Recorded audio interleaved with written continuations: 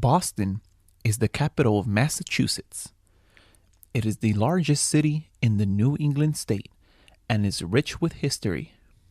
This is why over 12 million people visit the city every year.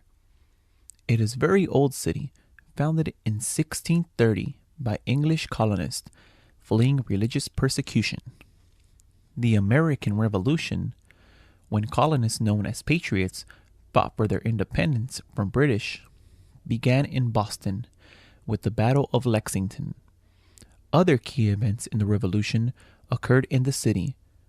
One was the Boston Massacre, when British troops fired upon protesters, killing 5. The Boston Tea Party, when colonists dumped an entire shipment of British tea into the harbor to protest taxes, was not a party at all. Paul Revere's Midnight Ride, where he warned colonists of British troops approaching, also happened in Boston. Many of these sites can be accessed by taking a walk down the Freedom Trail, a red line of bricks embedded in the ground through the city.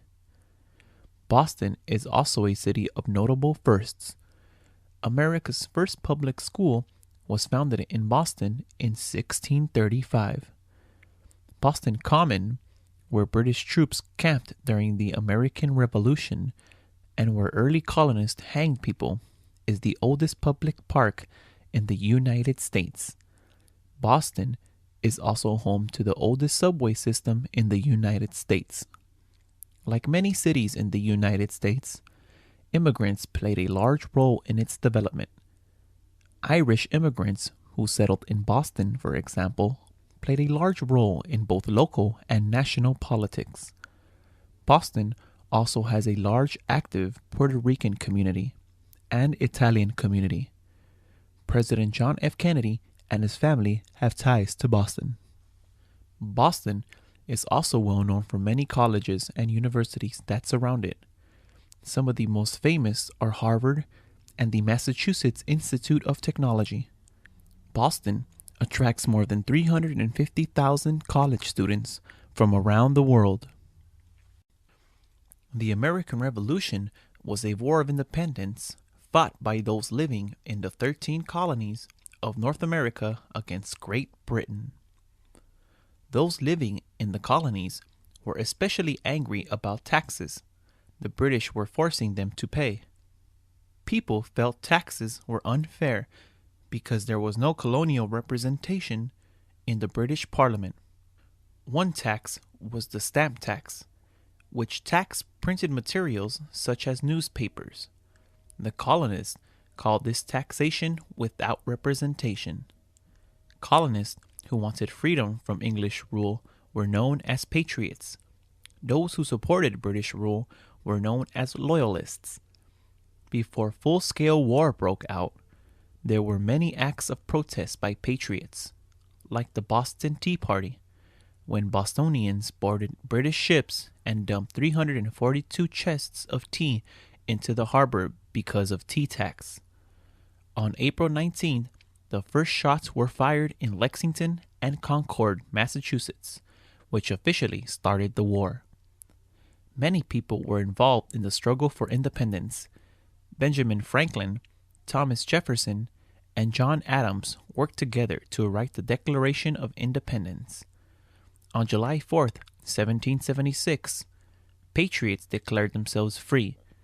Most people know George Washington was the first president of the United States. Before that, he was the commander-in-chief of the Patriot Army.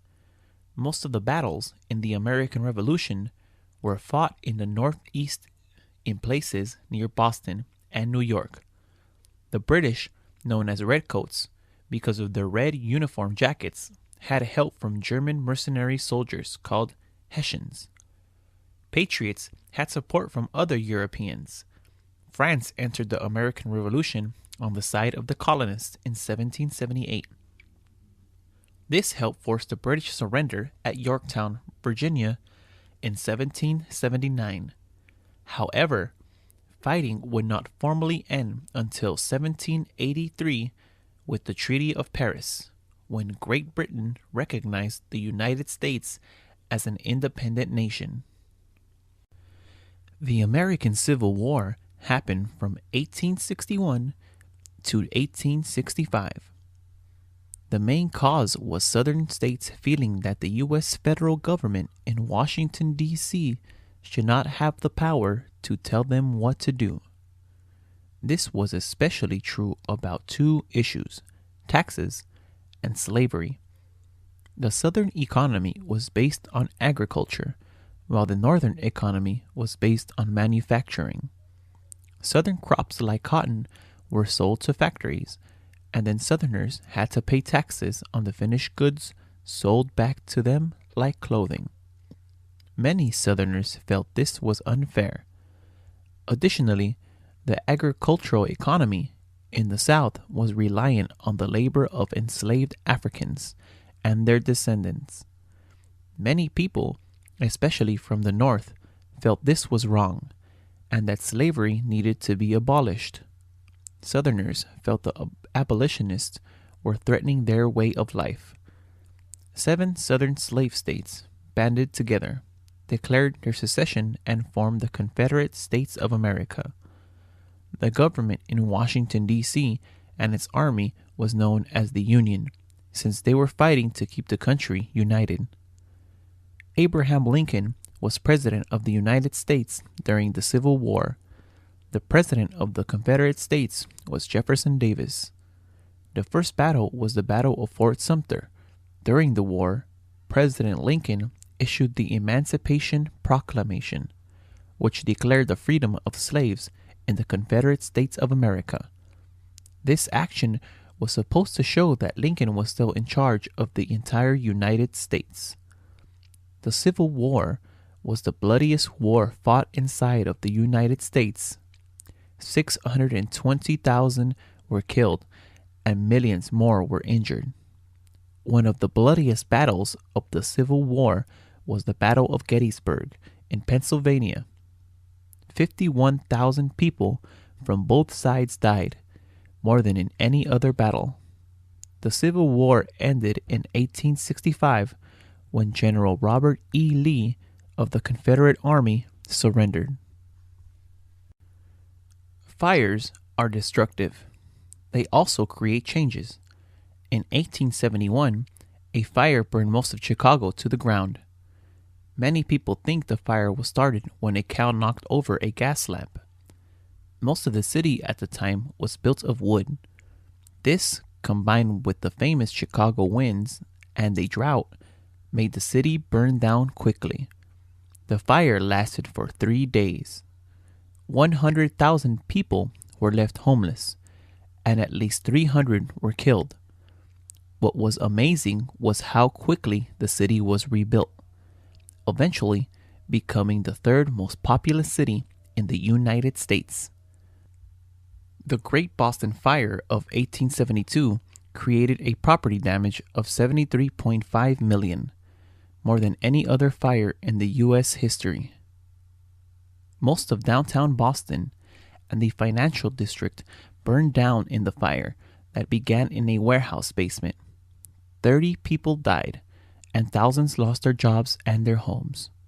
However, the city was rebuilt in 2 years. It began enforcing building regulations because of the fire. The 1911 Triangle Shirtwaist Factory fire in New York City caused the 4th highest loss of life from an industrial accident in the U.S. history. 123 women and 23 men, all garment workers and mostly poor immigrants, died from the fire, smoke inhalation, or falling or jumping to their deaths. Child labor was not uncommon. The youngest victims were 2 14-year-old girls who worked in the factory. So many people died because the owners of the factory locked the doors to their stairs and exits. This was to prevent the workers from taking breaks and stealing. As a result of the fire and huge loss of life, many people began protesting poor working conditions. The U.S. Congress passed laws improving factory safety conditions. Women workers also formed a union to fight for better working conditions. Salem, in the state of Massachusetts, is called the Witch City. But don't be afraid. There aren't women wearing pointy black hats riding around on brooms.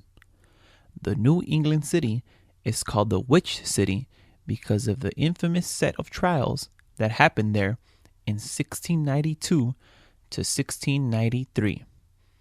At the time, the city was just a town in the British colony of Massachusetts. The Salem witch trials accused more than 200 people of being witches. People believed witchcraft was real and was criminal. Among the accused were women, men, and even children. 19 people were sentenced to death. They were all hanged. One of the accused was tortured with heavy rocks being placed on him until he was crushed underneath the weight. 7 others died in jail. There was never any proof that those accused and convicted were really witches. Historians think the people would accuse people because of family feuds. Other historians think that a domino effect occurred, with people becoming hysterical after one accusation. Fear of witches spread like a disease. The Salem witch trials have become a part of the city's history. The Crucible, a play about the trials by Arthur Miller, has been turned into a movie. The city is not ashamed of its past, but rather uses it to teach tolerance and earn some tourist dollars. There is a memorial dedicated to the innocent people who died because of the witch hunts. There is a witch museum that tells the story of what happened. Many people visit Salem around Halloween. Salem police cars have witch logos. A local public school is known as the Witchcraft Heights Elementary School, and the Salem High School sports teams are named the Witches. Films, television shows featuring fictional witches have been filmed in Salem, including Hocus Pocus and Bewitched. The United Nations, an international organization founded in 1945 after the Second World War by 51 countries, has its headquarters along the East River in New York City. Technically, anyone who visits UN headquarters is not in New York anymore. They are not even in the United States. That is because the land and buildings are considered international territory. The United Nations has its own flag, its own post office, and its own postage stamps. There is no need to change currency. However, the UN uses the US dollar. 6 official languages are used at the United Nations.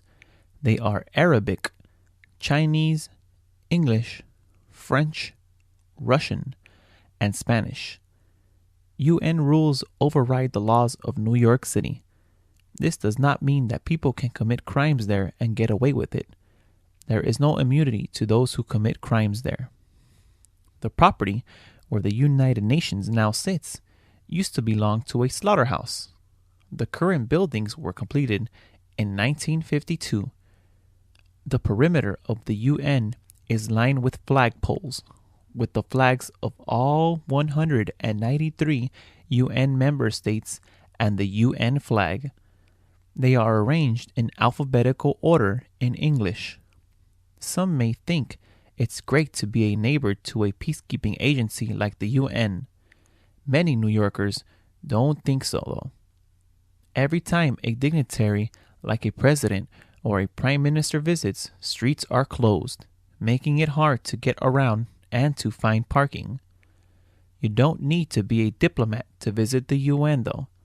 There are tours Monday through Friday, and not just in English. Guided tours are available in English, French, German, Italian, Japanese, Korean, Mandarin, Portuguese, Russian, Spanish, and Swedish. Visitors can have a meal at the delegates' dining room, featuring a buffet of food from all over the world. Apples don't grow in New York City, so that's not why it's called the Big Apple. There are many legends about how the city that never sleeps got its name. One story says that a famous brothel owner named Eve gave the city its name. Another version of its history claims the name has its roots in show business, with performers calling New York the Big Apple, since it was the best place to get noticed. There is one legend that says the city got its name because of the large number of unemployed selling apples on the streets of New York City during the Great Depression. The term more likely has its roots in horse racing from the 1920s. Prizes were called apples, and a newspaper reporter, when writing about races, often would call the big prize the Big Apple. In fact, the Big Apple soon was used to mean any big city. In the late 1920s through 1940s, the Big Apple was not just a nickname for New York. It was also the name of a song, a dance, and a place to dance and sing. New York City was the first heart of the jazz music scene in the 1930s and 1940s. In Harlem, uptown Manhattan, there was a club called the Big Apple. There was also a 1938 short film of the same name featuring black jazz musicians and dancers. In the 1970s, the city tourism agency began using the term the Big Apple on purpose. There is even a street corner in Manhattan called Big Apple Corner. One New York City baseball team, the New York Mets, have a big red apple that pops out whenever the Mets hit a home run in their stadium, Citi Field. While the origins of Big Apple nickname are unclear, it seems to be here to stay.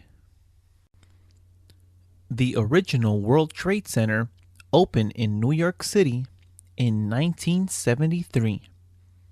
The most famous part of the complex of buildings was the Twin Towers.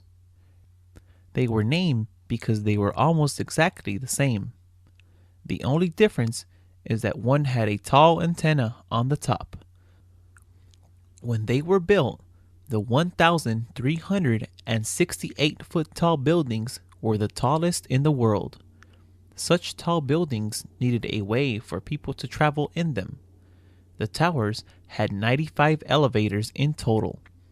Visitors used to travel to the 107th and 110th floors, where there were observation decks from which one could see the entire city and New Jersey. Inside, there were offices, shops, a hotel, and on the top floor, one of the towers, there was a restaurant called Windows on the World. The restaurant even hosted a salsa night on Thursdays. A number of subway lines ran underneath the towers. The World Trade Center complex, with a total of 7 buildings, was so large that it had its own zip code. In 1974, a Frenchman walked a tightrope between the Twin Towers. The World Trade Center survived a bombing in 1993. The skyline and spirit of New York City were changed after September 11, 2001. That morning, 2 planes crashed into the World Trade Center in downtown Manhattan. At first, the top floors of the buildings were in flames. Soon, they came tumbling down, covering lower Manhattan in hot metal and ash. A total of 2,753 people died. For weeks, the air smelled of burnt metal and plastic. It took 8 months for the site to be cleaned. Years later, the World Trade Center is rebuilding. There is a new tower called the Freedom Tower. There is also a memorial and a museum to honor those who died in the 2001 attack. Green isn't the first word that pops into most people's head when they think of New York City. Yet, in the middle of Manhattan Island is the most visited park in the United States. With 35 million visitors a year, Central Park, a National Historical Landmark, takes up 843 acres of land. It is a green space where people go to escape the noise and crowds of urban life. Before it opened in 1857, it wasn't an empty space. People lived on that land. They were mostly poor, free blacks, Irish, and Italian immigrants. They were forced off the land to construct the park. One section of the park is called Sheep Meadow. Now, it's just a grassy area where people can lay in the sun, but actual sheep used to graze there from 1864 to 1934. The sheep from there were eventually moved to another park in the city. Many events take place in Central Park, especially in the warm spring and summer months. There is an outdoor theater where Shakespeare's plays are performed. The plays are free, which causes such high demand that people line up for hours before performances to get inside. There are also free music concerts. Every summer, a stage is set up. These summer stage concerts feature musicians from all over the world. Both the New York Philharmonic Orchestra and the Metropolitan Opera also host free performances in the park in the spring and summer. There are also 2 small zoos inside the park. There are a number of small lakes in the park. One of the lakes rents out a small mechanical sailboats. There is also a puppet theater and a carousel for kids. The park is not dead in the winter. When it snows, families often go to sled or to go ice skating in an outdoor rink owned by Donald Trump. The Marlboro Man was a fictional character who appeared in several advertising campaigns for the Philip Morris Corporation. His ads ran on television from 1964 through 1999. Effectively entering the collective conscience of the American people for generations. Philip Morris is one of the largest tobacco producing companies in the world, and the corporation used the Marlboro Man with great success over the years. The Marlboro Man was a strong, rugged-looking man who rode a mighty horse and traveled throughout the country promoting tobacco products. He appeared in television, radio, print, and billboard ads for decades. When the United States Surgeon General deemed tobacco smoke as unhealthy in the 1960s, the beginning of the end for the Marlboro Man had begun. The Surgeon General began an anti-smoking campaign by requiring all cigarette companies to place its warning label on each package sold in the country. The warning included the wording that tobacco smoke can cause lung cancer. Soon, the pressure was on the tobacco companies to curb their advertising campaigns. In 1955, tobacco sales reached $15 billion in the United States alone.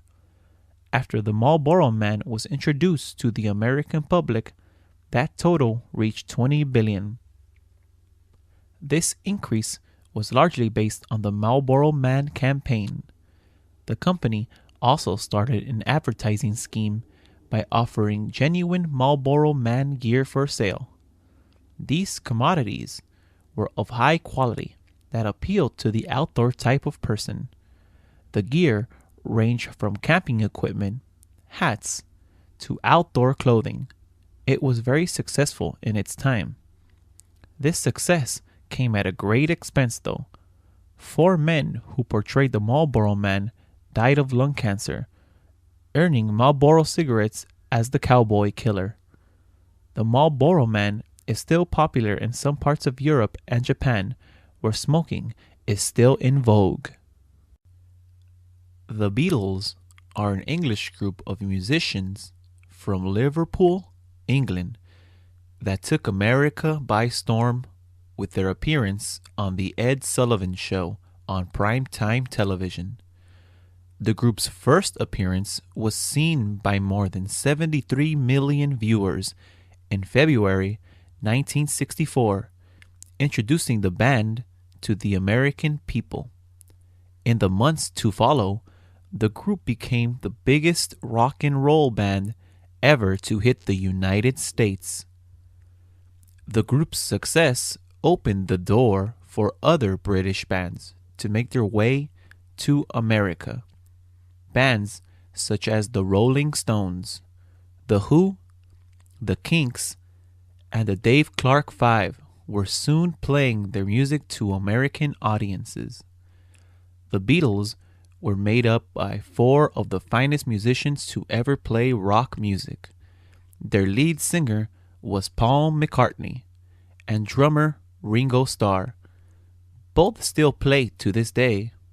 Two of the original members, singers/songwriters, John Lennon and George Harrison, have tragically passed away, but their music lives in American culture to this day. The Beatles have sold more records in the United States than any other country in the world. There was controversy in the U.S. prior to the group's first appearance. Conservative Americans viewed the Beatles as upstarts, with brash, new ideas, lyrics, and sound. The young generation of the time was ready for a change, and the Beatles gave them what they wanted. They were nicknamed the Mop Tops because of their long, bowl-like haircuts that flew in the face of convention in the 60s. Nothing was going to stop the Beatles, though. Their music is as popular today as it was 50 plus years ago.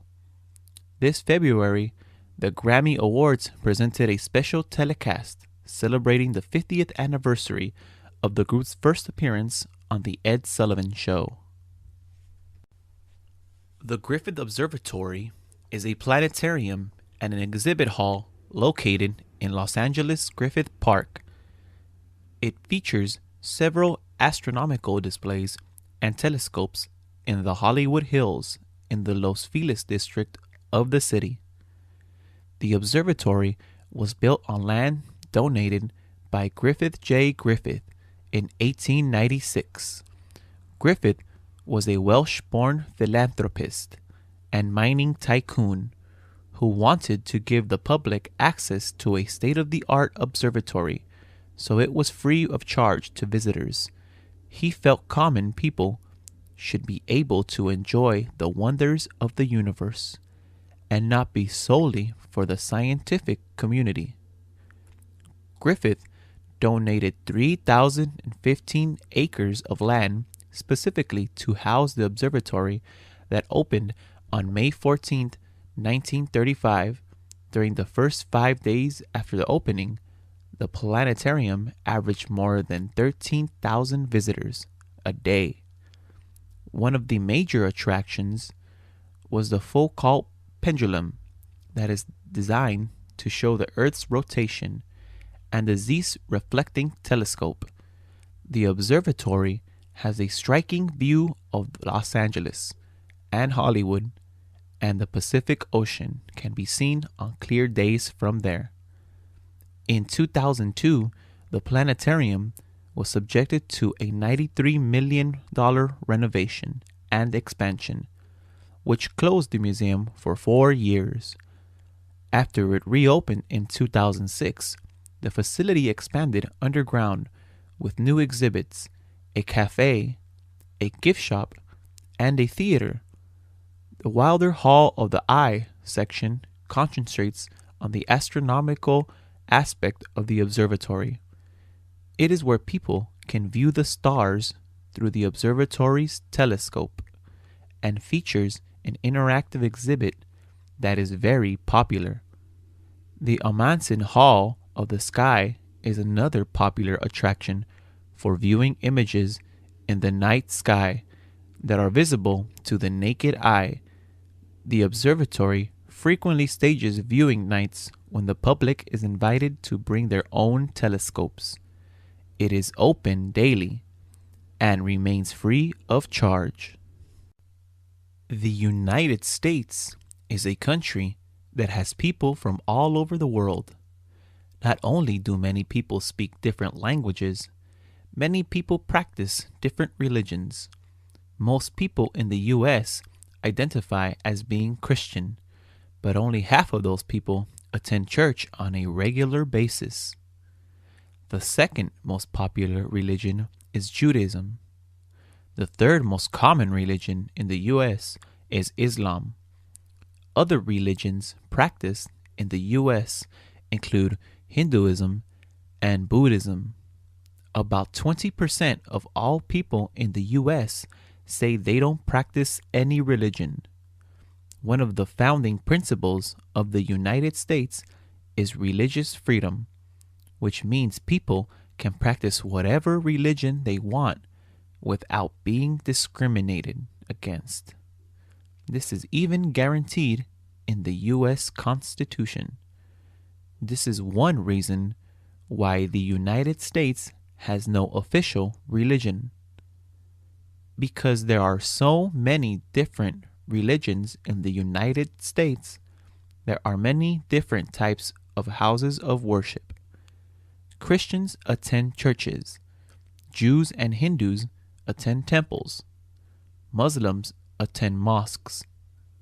Many people use what they wear to reflect their religious beliefs. For example, some Islamic women wear a scarf called hijab to cover their head. It is disrespectful to ask a Muslim woman to take off her hijab or ask her to show you what is under it. Male followers of an Indian religion called Sikhism usually wear cotton turbans. Again, it is wrong to take a person's turban off or ask that they take it off. Male followers of Hasidism, a branch of Judaism, have long curls on the side of their heads. They wear a fringe prayer shawl. Other Jewish men may wear a small cap on their heads called a yarmulke. This is supposed to be a constant reminder that God is above them. The Woodstock Music and Art Fair, commonly called Woodstock, was an American music and art celebration that took place from August 15th through 18th, 1969. It was billed as 3 days of peace and music and was a defining event for the young generation of Americans of the time. The 1960s was an impactful era in American history.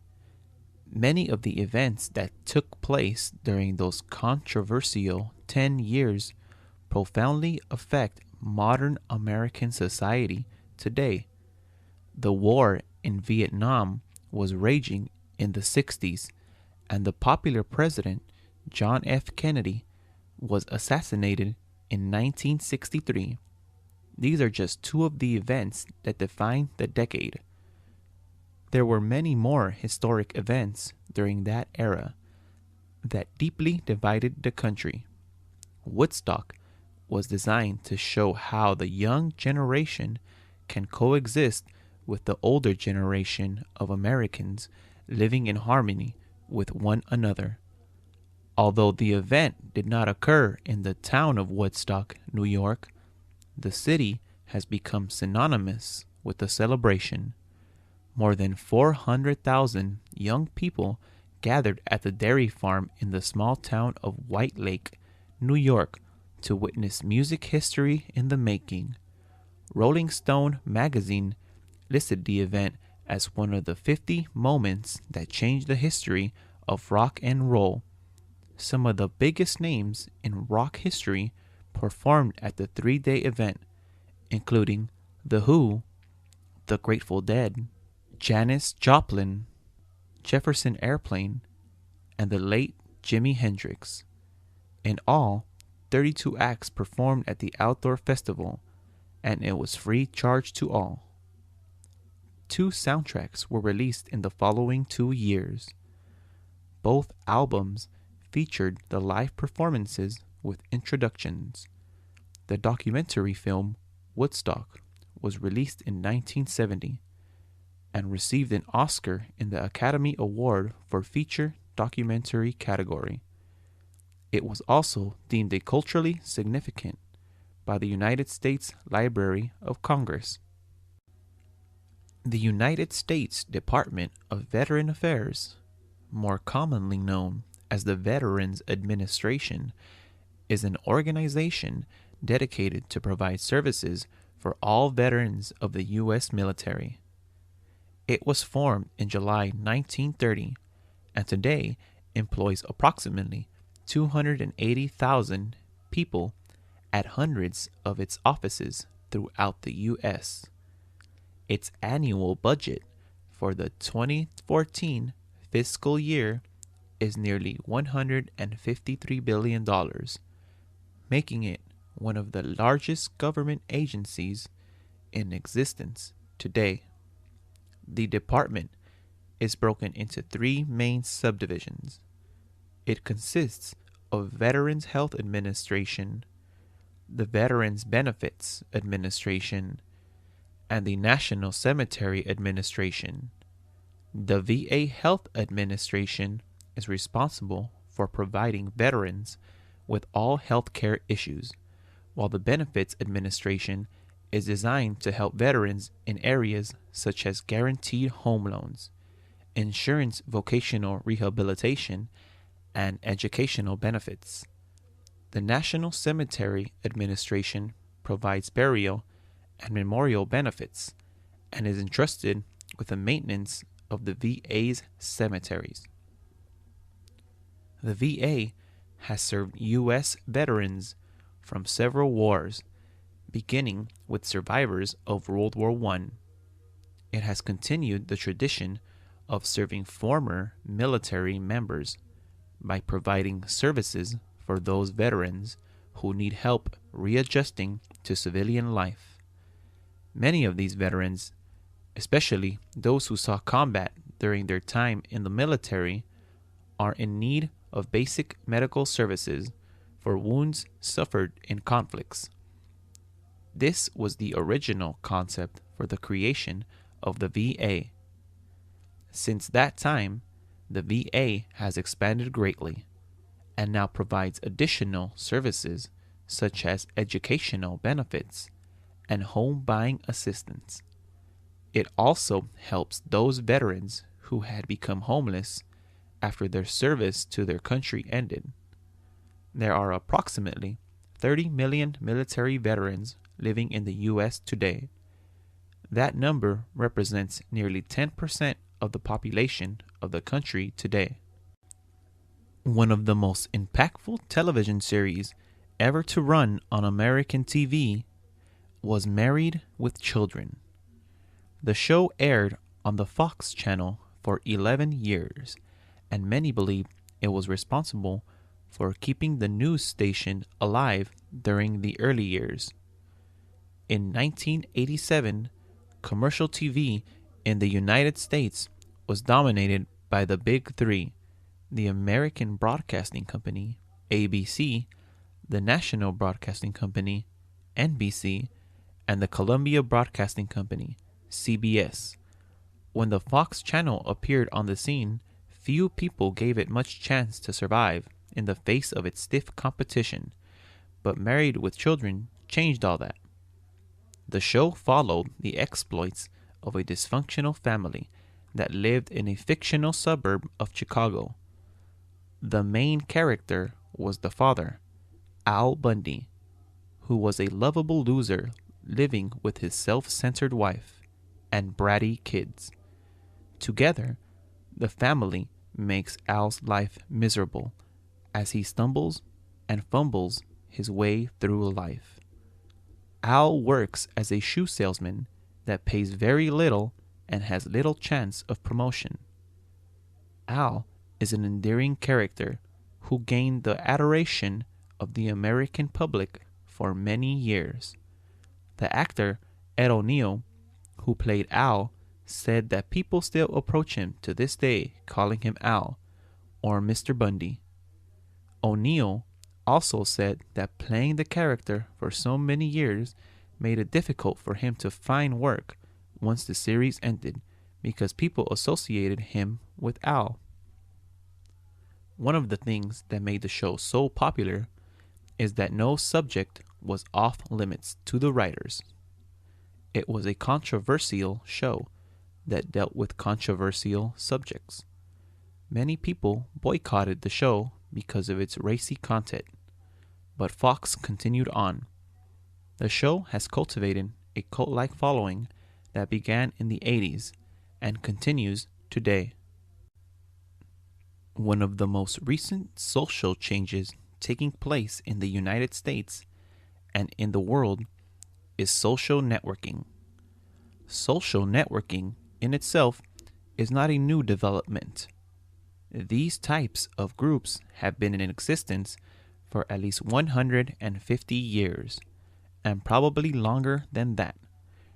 In the times before the invention of the personal computer and the advent of the World Wide Web, social networking was done in person. People who had similar likes and interests would gather together to share experiences, make new contacts, and promote themselves or their businesses. On the internet, social networking websites made their first appearance during the late 1990s. The first major social networking website in the United States was MySpace. MySpace was a comprehensive social networking site that allowed its users to exchange messages, share pictures, and make new friends in a way that was never thought of in the past. With MySpace, people who did not go out much could reach out to others from the comfort of their own homes. In 2004, Facebook was created. It was originally a website created for use by Harvard University students, graduates, and faculty, but it soon expanded to include just about everyone. Facebook is an elaborate social networking site that has grown incredibly fast. It is now larger than some of the largest companies in the world. It is a website that is in constant change. New features are added regularly. Facebook has revolutionized the way people stay connected with each other and the rest of the world. The way it works is simple. Users can set up a new account easily. All a new user needs is an email address to start. Once a person has created an account, he or she can invite friends by sending a request out to people they know who also have their own Facebook pages. Once you get started, making new friends will come easily. In the United States, people love to throw parties for many reasons. Of course, there are the usual birthday parties, but some people even have parties to celebrate divorces. No matter what kind of party you are going to, it's a good idea to make sure you are actually invited. It's considered rude to just show up unless the host, the person giving the party, invited you. You will either get a paper, email, or verbal invitation to a party. Alternately, you can also go as a guest of someone else invited, like as his or her date. Once invited, it is very important to let the host know if you are actually going to show up. Many times, hosts have a party catered that is other people who prepare the food. They need to know how much food to have. Letting them know if you are showing up or not helps the host and is considered polite. It's also important to be relatively punctual for a party. Most parties in the US never start exactly when they say they will. Many people like to be fashionably late. That is, showing up about 30 minutes after the party is supposed to start. People like to do this to make a big entrance. Showing up more than 30 minutes before or after is considered rude, though. If you show up too early, you are likely to interrupt valuable preparation time of the host. If you show up too late, you are just being rude. Even if it is not a birthday party, it is polite to bring a gift for the host. It doesn't need to be a fancy gift. A bottle of wine or even flowers is polite and will be appreciated. A bridal shower is a party when a woman who is about to get married is showered with gifts and well wishes. A bride-to-be will often register at one or several department stores and create a list of things she would like people to give her as presents. This makes it easy for guests of both the bridal shower and the wedding itself to know what kind of things the bride wants. A registry also makes sure that there are no duplicate presents. A bride may want a blender, but she sure doesn't want to receive 3 and have to deal with the hassle of returning extras. Most bridal shower gifts are items that a newly married couple needs to start their life together. These gifts include dishes, pots, pans, and even appliances like toasters and microwave ovens. Many brides also look forward to receiving some money. Cash or checks are considered appropriate gifts for a bridal shower. The money comes in handy to help pay for an expensive wedding. Sometimes people bring tasteless gifts like lingerie to bridal showers. Some people think those gifts are good because they help the new couple spice up their married life. Others find these types of presents embarrassing. While many bridal showers are surprises, others are planned with input from the bride-to-be. A bridal shower can be small and intimate and held in someone's home.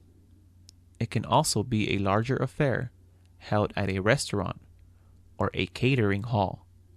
Sometimes snacks and desserts are served or a full meal can be offered. Traditionally, bridal showers were women-only affairs. However, more and more showers are now co-ed with men and women.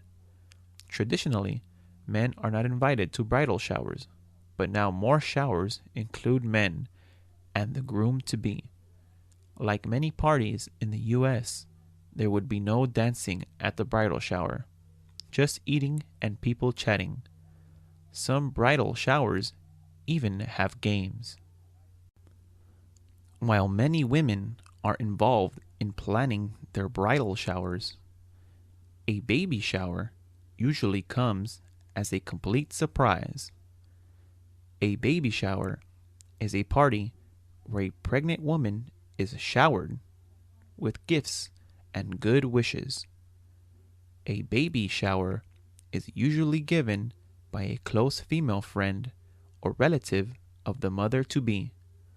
Sometimes, co-workers of a pregnant person will also throw a baby shower.